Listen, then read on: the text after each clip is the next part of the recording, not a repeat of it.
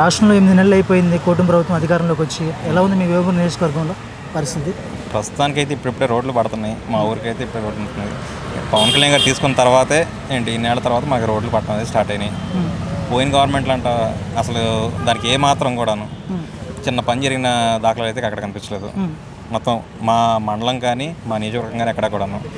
నాకు చిన్న కంపెనీ ఒకటి ఉంది. లాస్ట్ గవర్నమెంట్లో ఎక్కడెక్కడ డెవలప్మెంట్ లేక నేను హైదరాబాద్ వెళ్ళాల్సి వచ్చింది. మరి ఇప్పుడు అమరావతి వచ్చింది కదా, మీరు ఇక్కడికి వస్తున్నారా? మళ్ళీ మేము బ్యాక్ ఇక్కడికి వచ్చేద్దాం నేను ట్రై చేస్తున్నాం. అవునా? ఇప్పుడు కూటమి ప్రభుత్వం ఇక్కడ కంపెనీలు తీసుకొచ్చే దానిలో మరి మీకు సింగిల్ విండో పాలసీలు కానీ కంపెనీ బెనిఫిట్స్ వస్తున్నాయి. బెనిఫిట్స్ కోసం అవును ఈ ప్రభుత్వం మీకు ఏదైనా చేసిద్దని ఖచ్చితంగా. ఎందుకంటే మాకు ఏదన్నా ట్యాక్స్ బెనిఫిట్స్ కానీ లేదంటే ఎగ్జామ్షన్స్ ఇస్తే తప్ప మేము ఇక్కడికి వచ్చి మేము చేయడానికి మాకు కొంచెం స్కోప్ ఉండదు అనమాట. మేము ఇది పూర్తిగా విశ్వసిస్తున్నాం.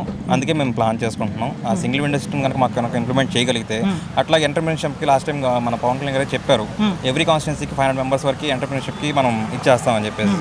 దాని మీద కూడా మేము చాలా ఎక్స్పెక్టేషన్స్ పెట్టుకుని ఉన్నాం. స్టార్టప్స్కి బిల్డ్ చేయడం కోసం కానీ ఏదైనా కానీ నుంచి. So we're expecting more from this government.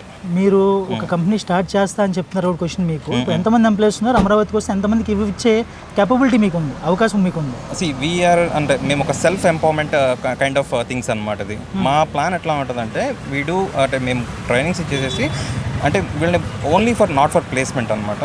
Next వాళ్ళు ఏంటంటే ఎంపవర్ వాళ్ళంతా ఓన్గా ఏదైనా వాళ్ళ ఎస్టాబ్లిష్ చేసుకోవడం కానీ వాళ్ళ ఎంటర్ప్రెన్యూర్షిప్ని స్టార్ట్ చేయడం. లైక్ సపోజ్ మనం ఒక డిజిటల్ మార్కెటింగ్ తీసుకుంటే వాడికి ఏం జాబ్ మీద డిపెండ్ అవ్వాల్సిన నెసిటీ లేదు. వాడు డైరెక్ట్గా వాడు ఓన్ ఏజెన్సీని వాడు రన్ చేసుకోవచ్చు, లేదా ఫ్రీలాన్స్గా వర్క్ చేసుకోవచ్చు. మేము అలాంటి థాట్ ప్రాసెస్లో మేము ఒక థింగ్ని స్టార్ట్ చేసుకున్నాం అనమాట. దానికి మేము గవర్నమెంట్ నుంచి ఐ మీన్ లైక్ సపోర్ట్ని ఎక్స్పెక్ట్ చేస్తున్నాం.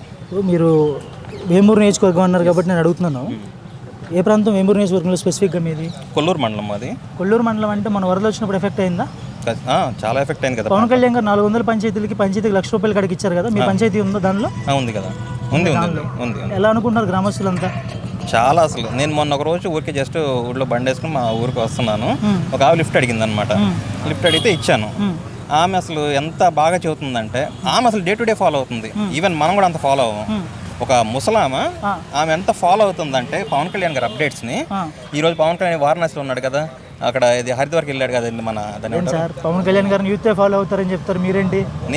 నేను స్టన్ అయ్యాను అసలు. ఆమె చెప్పిన దానికి. ఈవెన్ ఆ రోజు నేను అప్డేట్ నేను ఫాలో అవ్వలేదు, ఆమె ఫాలో అయ్యి లేదా పవన్ కళ్యాణ్ వచ్చేసాడు అక్కడ నుంచి ఇక్కడ దీనికి వెళ్ళాడు కదా, కుంభమేళకి వెళ్ళాడు అని చెప్పి ఆమె చెప్పాను అనమాట. పంచాయతీ శాఖ తీసుకున్నారు, గ్రామ ప్రజలకు దగ్గరయ్యే ప్రయత్నం జరుగుతుంది. ఖచ్చితంగా చెప్తున్నా కదా, ఒక ముసలావిడికి డ్యూటీ ఫాలో అవుతుందంటే ఆమె అడిగాను ఈ రోడ్లు ఎవరు వేసారంటేను పవన్ కళ్యాణ్ వేయించాడని చెప్తుంది.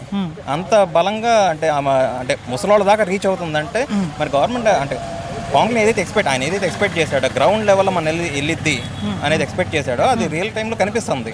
ఇంకొంచెం మేము ఇంకా టైం పట్టొచ్చేమో, బట్ ఖచ్చితంగా ఇంపాక్ట్ అనేది గ్రౌండ్ లెవెల్లో అంటే గ్రామ లెవెల్లో అయితే మాత్రం వచ్చిద్దని నేనైతే బిలీవ్ చేస్తున్నాను.